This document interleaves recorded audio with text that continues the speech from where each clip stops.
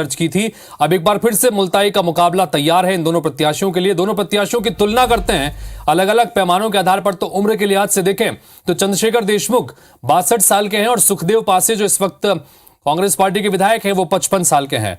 शिक्षा के पैमाने की बात करें, चंद्रशेखर देशमुख ग्रेजुएट हैं, सुखदेव पासे ने एमए कर रखी है और साथ ही एलएलबी की है और पेशे से वकील भी हैं। तो सुखदेव पासे का संदर्भ में ये महत्वपूर्ण बात है कि एमए के साथ साथ एलएलबी कर रखी है। इसी तरह से राजनीतिक अनुभव की बात करें, 1998 में पहली बार विधायक का चुनाव लड़े, तब सक्रिय रहे, उसके बाद से हैं। 2013 में विधायक रहे भी हैं सीट से। और दूसरी तरफ सुखदेव पासे छात्र राजनीति से ही लगातार अपनी मौजूदगी दर्ज कराते रहे हैं।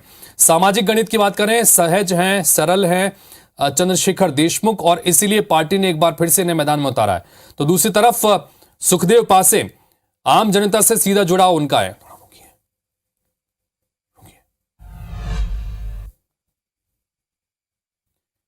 बात करते हैं चंद्रशेखर देशमुख की, जिन्हें बीजेपी ने यहां से एक बार फिर से अपना उम्मीदवार घोषित कर दिया है।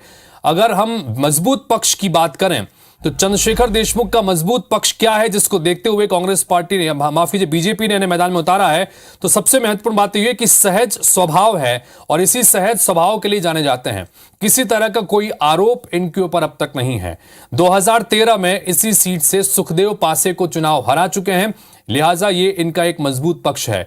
विधानसभा क्षेत्र में सिंचाई का रकबा बढ़ाने का श्रेय इनको जाता है, जब ये विधायक यहां से रहे थे 5 साल के लिए। पवार और किरार समाज का साथ इन्हें मिल सकता है, क्योंकि इन दोनों समाज का अच्छा खासा दखल यहां पर है। तो ये वो मजबूत पक्ष। कमजोर पक्ष की बात करें, चंद्रशेखर देशमुख को बीजेपी ने अपना उम्मीदवार तो बनाया, लेकिन कमजोर पक्ष, वो चुनौतियां इनके सामने होंगी।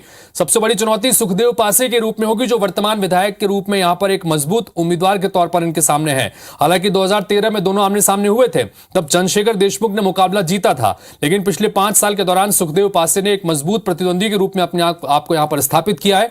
लिहाजा सिटिंग एमएलए से निपटना एक बड़ी चुनौती इनके सामने होगी। इन सबके बीच चंद्रशेखर देशमुख चूंकि बीजेपी ने मैदान में उतार दिया है, तो बीजेपी की तरफ से उम्मीदवार चंद्रशेखर देशमुख की खुद की तैयारी कैसी है, उनकी क्या रणनीति है जनता के बीच जाने को लेकर, हमारे